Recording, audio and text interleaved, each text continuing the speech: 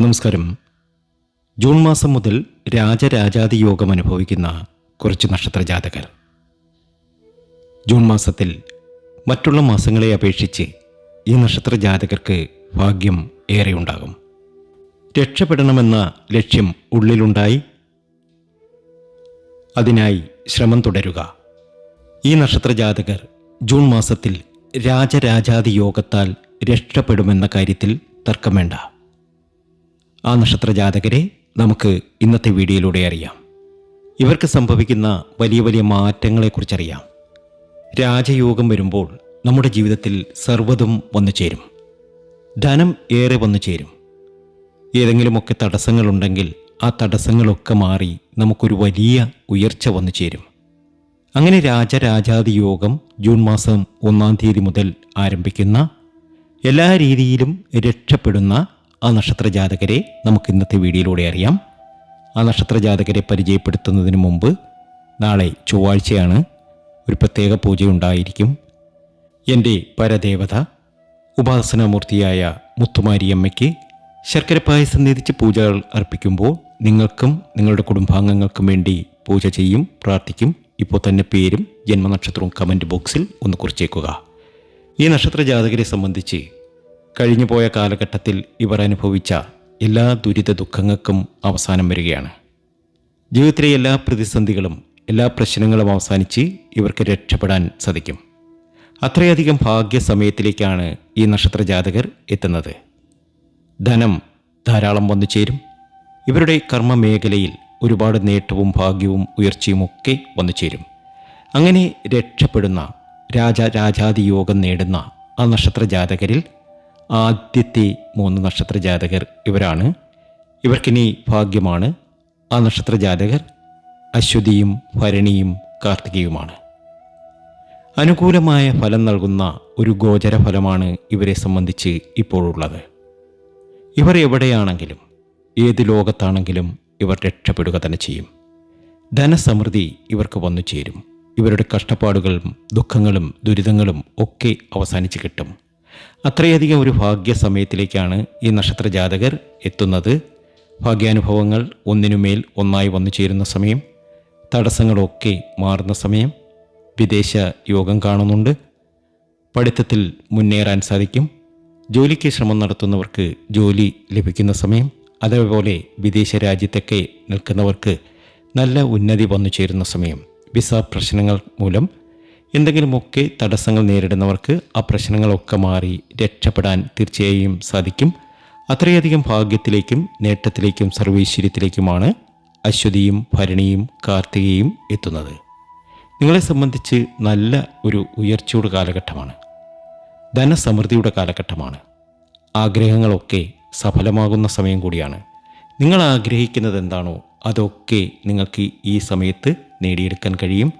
ഭാഗ്യമാണ്, നേട്ടമാണ്. ശ്രീകൃഷ്ണസ്വാമി ക്ഷേത്രത്തിൽ ദർശനം നടത്തുക. അവിടെ പാൽപ്പായസമൊക്കെ നടത്തി പ്രാർത്ഥന നടത്തുക. തീർച്ചയായും വരുന്ന നാളുകൾ നിങ്ങളുടെ ജീവിതത്തിൽ വലിയ നേട്ടം, വലിയ സൗഭാഗ്യം തരും. ആഗ്രഹങ്ങളൊക്കെ നടന്നു കിട്ടും.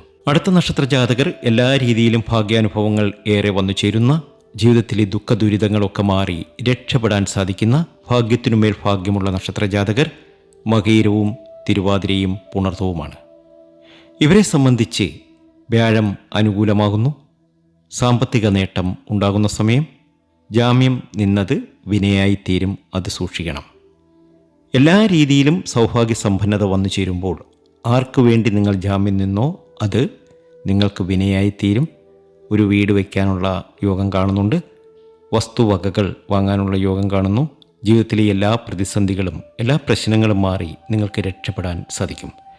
ഭാഗ്യാനുഭവങ്ങൾ ഒന്നിനുമേൽ ഒന്നായി വന്നു ചേരുന്ന സമയം, ജീവിതത്തിലെ എല്ലാ പ്രതിസന്ധികളും മാറി രക്ഷപ്പെടാൻ കഴിയുന്ന സമയം. ശിവക്ഷേത്ര ദർശനം നടത്തുക. ശിവക്ഷേത്രത്തിൽ ദർശനം നടത്തി അവിടെ ധാര, പിൻവിളക്ക്, കൂവളമാല ഇവ സമർപ്പിച്ച് പ്രാർത്ഥിക്കുക.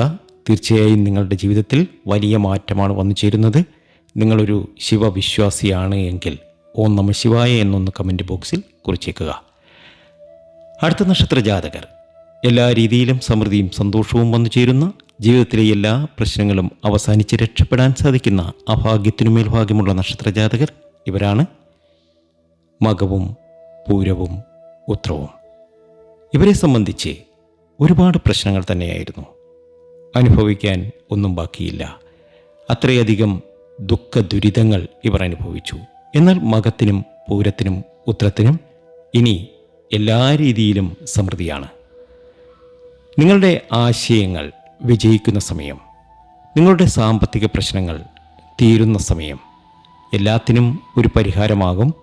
അതുപോലെ തന്നെ ചിട്ടി, ലോൺ ഇവയൊക്കെ ലഭിക്കുന്ന സമയമാണ്. ആഭരണം പണയം വെക്കേണ്ടതായി വരും. പുത്തൻ അവസരങ്ങൾ നിങ്ങളെ തേടി വരും. നിങ്ങൾ ആഗ്രഹിക്കുന്നത് എന്താണോ അതൊക്കെ നേടിയെടുക്കാൻ ഈ ഒരു സമയത്ത് നിങ്ങൾക്ക് കഴിയും. അത്രയധികം ഭാഗ്യത്തിലേക്കും നേട്ടത്തിലേക്കുമാണ് നിങ്ങൾ വന്നു ചേരുന്നത്.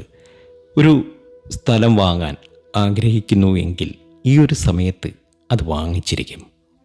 അതുപോലെ ഒരു വീട് വയ്ക്കാൻ ആഗ്രഹിക്കുന്നുവെങ്കിൽ അത് ഈ ഒരു സമയത്ത് നടന്നു കിട്ടും. അതുപോലെ പുത്രഭാഗ്യമുണ്ടാകും.